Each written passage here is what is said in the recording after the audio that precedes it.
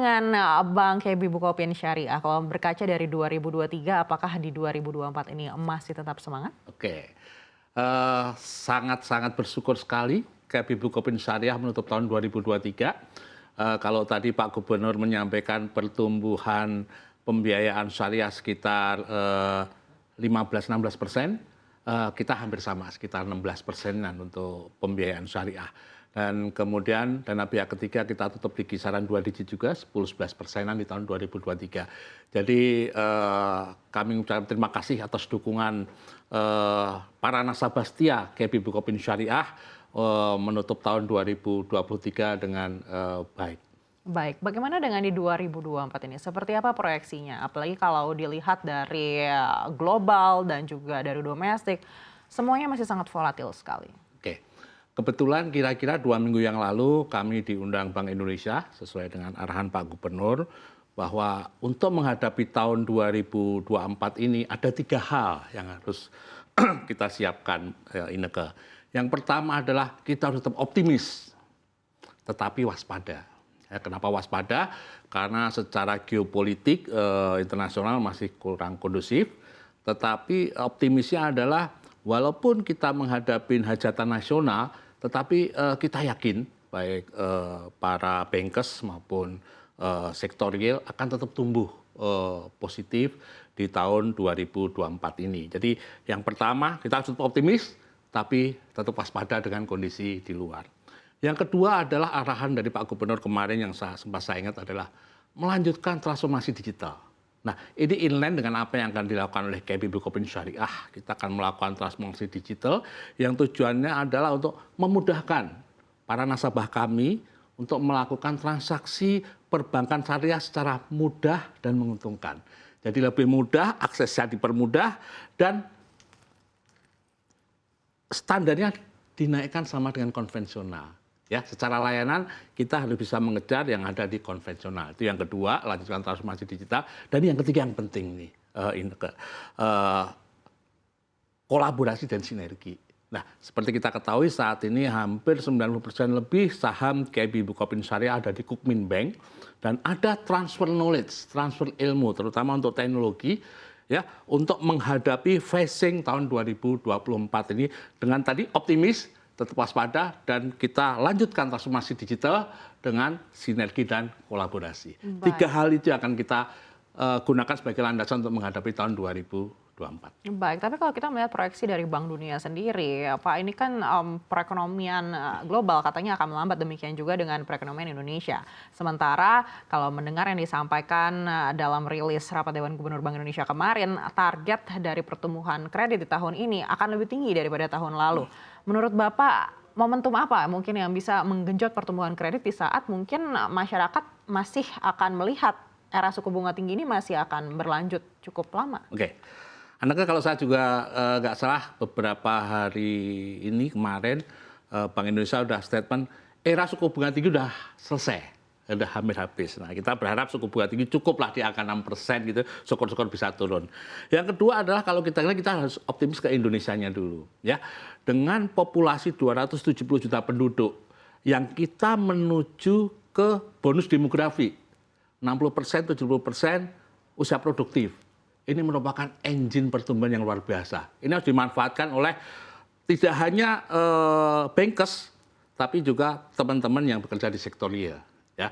Yang berikutnya lagi adalah stabilitas regional Asia Tenggara, kalau kita bilang Asia Tenggara relatif oke lah ya dibanding bagian-bagian belahan dunia yang lain. Ini yang harus kita optimis. Pertumbuhan ekonomi kita di 2023 September atau mungkin di Q4 sekitar 4,8, 4,9 ya anaknya ya.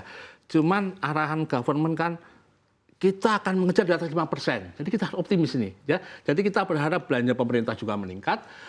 Kemudian nanti hajatan nasional selesai di tahun 2024, ekonomi bisa bergerak lebih oke lagi, inflasi bisa ditekan dengan optimal. Kira-kira itu, mengapa kita cukup optimis menghadapi tahun 2024. Baik, kalau kita kembali lagi ke industri perbankan syariah, sebenarnya kalau melihat porsi kuenya di Indonesia sendiri sebagai salah satu negara dengan warga muslim terbesar di dunia, ini kan sebenarnya besar sekali ya Pak. Tapi terkait dengan inklusi, ini kan kita selalu bermasalah begitu. Kalau strategi dari KB Bukopin Syariah seperti apa untuk mungkin bisa terus meningkatkan jumlah DPK di dalam korporasi sendiri? Oke. Kalau kita melihat apa yang terjadi dengan industri perbankan syariah saat ini yang kisarannya share-nya tidak bergeser dari 7,something%. Bahkan 7,something% itu terjadi ketika beberapa bank mengkonversi diri seperti BRK Syariah, kemudian lewat ke angka 5% ada konon di Aceh gitu ya. Memang ini PR bagi kami. Problem di syariah ini antara supply sama demand. Ya, permintaannya banyak. Karena 80% dari 270 itu muslim. Kemudian Muslim style udah mulai meningkat, kesadaran masyarakat untuk melakukan kegiatan sebagai seorang Muslim udah mulai meningkat, mulai dari makanan halal, kosmetik halal, fashion udah mulai meningkat. Nah, sekarang yang dituntut adalah kalau ini demand-nya sudah gede, supply-nya yang kurang. Seperti kita ketahui, dari 7% itu, the giant-nya itu ya saya sebut BSI gitu ya, itu sebagai motor lokomotif kita di industri perbankan syariah. Nah, ini akan menarik kita ya untuk meningkatkan servis, layanan, sehingga kita bisa mengejar kue yang tadi harusnya bisa di atas 10%. Ya, jadi PR-nya ada di kami di industri, dan kami sebagai bankers, kami sangat optimis ya dengan adanya digitalisasi, transformasi, ya kita bisa mengejar ketinggalan tersebut. Kami bisa melayani nasabah dengan lebih baik lagi. Kira-kira gitu, adakah? Baik, dengan Bapak sampaikan tadi BSI ini akan menarik bank-bank syariah lainnya untuk memiliki standar yang lebih tinggi. Apakah ini sudah terbukti secara konkret? Oke. Beberapa hal sudah kita lakukan, baik dalam sifatnya misalkan loan syndication, kemudian sharing. Karena kalau kami di syariah kebetulan kita ada asosiasinya. Asbisindo, Asosiasi Perbankan Syariah di Indonesia, dan kami di asosiasi sangat erat. Kita sharing ilmu, kita sharing informasi, kita sharing knowledge untuk meningkatkan capacity dan capability dari anggota-anggota tersebut. Ya, jadi ini memang diharapkan akan lebih efektif, lebih efisien lagi untuk mendorong ke depannya sehingga bank-bank syariah lain tadi terkerek, naik ke atas, termasuk tadi kalau ada yang bilang masa inklusi literasi yang angkanya masih sekitar 10%-an, dengan adanya satu giant itu kita harapkan ya inklusi dan literasi perbankan syariah juga meningkat. Ya, itu harapan kita semua. Baik, selain itu regulator juga mengharapkan untuk unit usaha syariah ini untuk agar segera spin off dan berganti menjadi BUS. Bapak melihat apakah ini akan mengubah peta kompetisi di industri perbankan syariah sendiri? Saya yakin itu akan mengubah. Kebetulan hari ini tepat tanggal 18 Januari ya, ada salah satu bank, saya sebut namanya boleh ya, Bank Nano Syariah spin off. Ya, hari kebetulan sebelum kesini saya tadi hadir di acara peresmiannya, dan memang semangatnya saya kira luar biasa ya, meramaikan persaingan industri perbankan syariah di Indonesia dan berubah dari UUS menjadi BUS ya. Kita berharap dengan adanya BUS baru ini, geliat perbankan syariah, literasi, inklusi, menggarap customer-nya makin meningkat. Baik, tapi dengan bertambahnya UUS menjadi BUS ini, apakah Bapak melihat mungkin ini akan menjadi kompetitor yang mengancam? Saya di syariah udah hampir 15 tahun ya. Kebetulan saya pernah di beberapa organisasi sebelumnya.